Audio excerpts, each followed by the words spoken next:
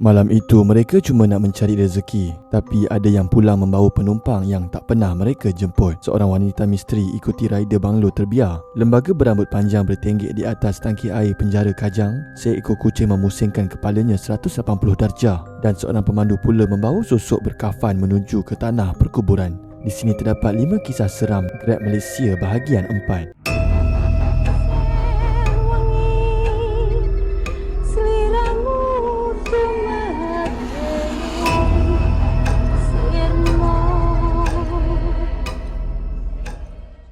Nombor 5. Siapa GF yang menumpang aku malam itu? Kisah seram ini dikongsikan oleh seorang penghantar makanan yang sengaja melalui dan meninjau keadaan banglo RM50 yang pernah viral sewaktu ketika dahulu. Menurut penghantar makanan terbabit, sewaktu dia berhenti untuk meninjau banglo RM50 tersebut, dia melihat kawasan rumah agak semak namun tingkap di tingkat atas berwarna merah dan ada bayangan seperti orang berdiri, macam ada yang tinggal di situ. Dia kemudian beredar untuk menghantar makanan ke rumah pelanggan dan sewaktu memberikan tempahan, makcik yang menerima makanan tersebut telah menegurnya. Untunglah hantar makanan pun ada girlfriend temankan. Dia mula berasa hairan. Lepas tu, penghantar makanan tersebut telah pergi ke sebuah restoran 24 jam di mana kawan-kawannya yang lain berada di situ. Dia kemudian ditegur oleh salah seorang dari rakannya yang mengatakan, "JF, kau pergi toilet ke?" Dia yang terpinga-pinga menjawab, "Mana ada? Aku seorang lah." "Siapa perempuan tu? Adakah perempuan itu mengikutinya dari banglo RM50 tersebut?" Nombor 4. Lembaga di tangki air penjara Kajang. Kisah kali ini berlaku apabila syif pemandu ini terpaksa menghantar pesanan ke satu kawasan yang memang semua orang tahu keras, iaitu penjara Kajang. Last order yang masuk dalam sistem masa tu dah pukul 9.30 malam, dan walaupun hati dah rasa semacam, dia tetap packing makanan tu dan terus gerak ke lokasi. Dan bila sampai sahaja di pos pengawal penjara Kajang, dia diminta masuk ke dalam untuk hantar pesanan itu ke kawasan quarters. Jarak dari guard house ke quarters itu dalam 1 ke 2 kilometer jugalah, dan dia pun masuk. Sebaik saja lepas satu selekor, suasana terus berubah jadi gelap gelita. Lampu jalan pun macam tak cukup nak terangkan jalan yang sunyi itu. Dan sewaktu ambil selekor tersebut, mata dia terpandang ke arah tangki air yang tinggi di kawasan itu. Atas tangki air itu ternampak satu lembaga putih dengan rambut yang sangat panjang tengah bertenggek.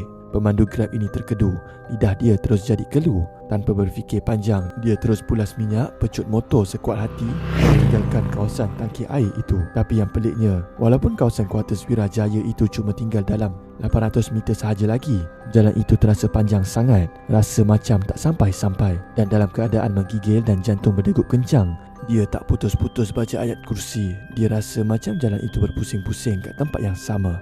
Akhirnya dia nampak juga deretan rumah quarters. Dan sewaktu dia sampai di satu rumah ini, dia nampak seekor kucing hitam tengah duduk diam. Mula-mula dia ingat itu kucing peliharaan orang di situ, tapi dia teringat satu perkara. Ikut peraturan magistrat di sini, mana boleh biarkan kucing peliharaan merayau macam tu sahaja, apatah lagi tengah-tengah malam.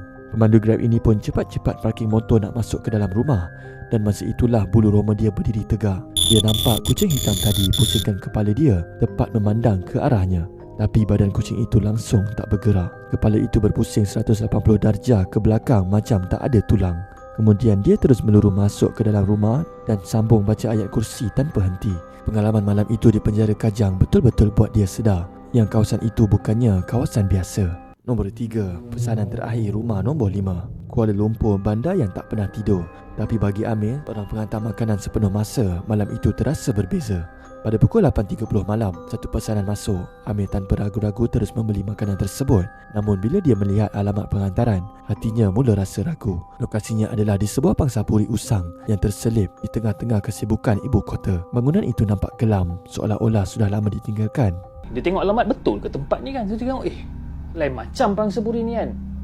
Amir sampai di lobi, dia cuba menekan butang lift. Tapi lift itu kaku dan rosak. Amir terpaksa mendaki tangga dalam kegelapan yang pekat. Tingkat 1, tingkat 2, peluh dingin mula membasahi dahi. Dan bila sampai di tingkat 4, jam sudah menunjukkan hampir pukul 11 malam. Amir berjalan di koridor yang panjang menuju ke rumah nombor 5. Dan rumah itu gelap gelita, sunyi sepi. Amir memberanikan diri mengetuk pintu. Tiada sahutan, sunyi. Tiba-tiba pintu terbuka sedikit. Muncul seorang wanita tua dengan wajah yang sangat pucat di sebalik bayang-bayang. "Dah lama saya tunggu. Letak saja makanan tu atas meja depan ni." Amir tak berani nak pandang lama. Dia letak makanan dan terus berpaling untuk pergi. Tapi baru saja beberapa langkah, bulu roma dia meremang hebat. Dia terasa macam ada sepasang mata tengah perhatikan dia dari kegelapan koridor itu. Amir mempercepatkan langkah dan tiba-tiba ada bunyi derapan kaki di belakangnya. Makin lama makin dekat.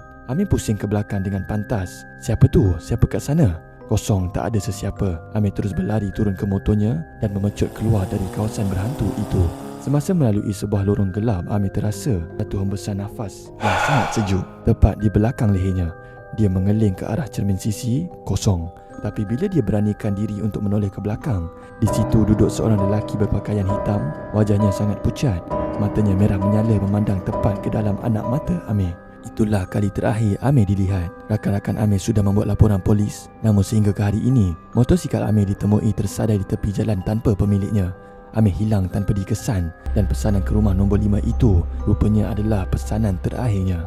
Nombor 2, Nenek Jah dari rumah tinggal. Menurut video TikTok FZ Fazira, seorang pemandu Grab berkongsikan pengalaman yang dialaminya. Malam itu dia ambil seorang nenek pick up di kawasan Kubur, dan kalau tanya driver Grab, kawasan macam tu memang dah lali kalau nak mencari rezeki. Waktu nampak Nenek Jah berhujan-hujanan, dia berasa seram, sejuk dan kesian.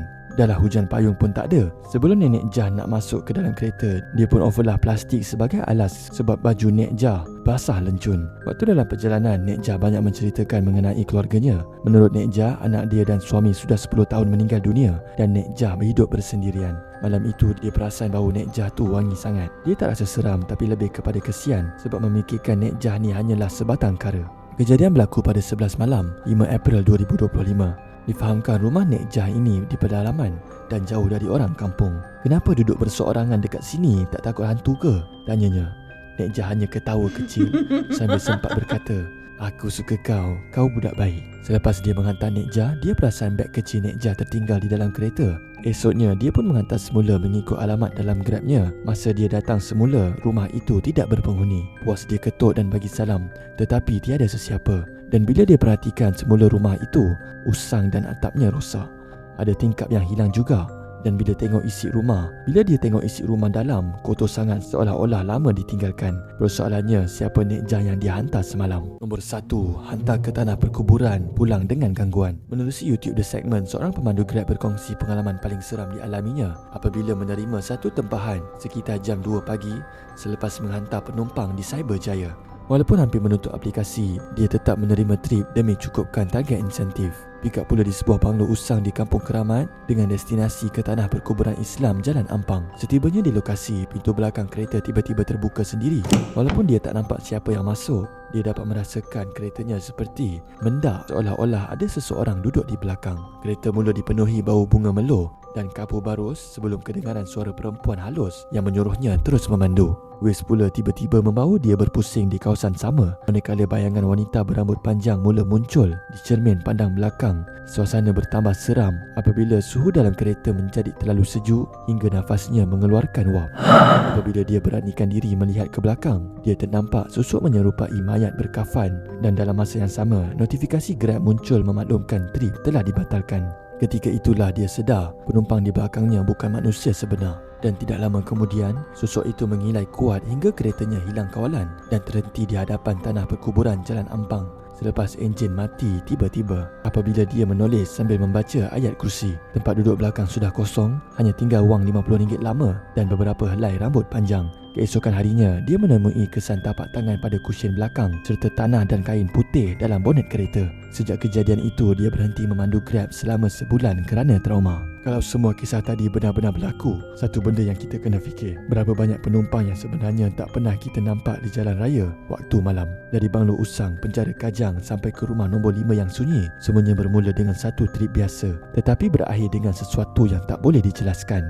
Jadi persoalannya, kalau korang jadi pemandu malam itu, adakah korang akan teruskan perjalanan atau korang akan berhenti walaupun tinggal sikit sahaja lagi untuk sampai ke destinasi? Dan yang paling penting, korang yakin ke tidak yang selama ini dalam kereta korang hanyalah korang seorang?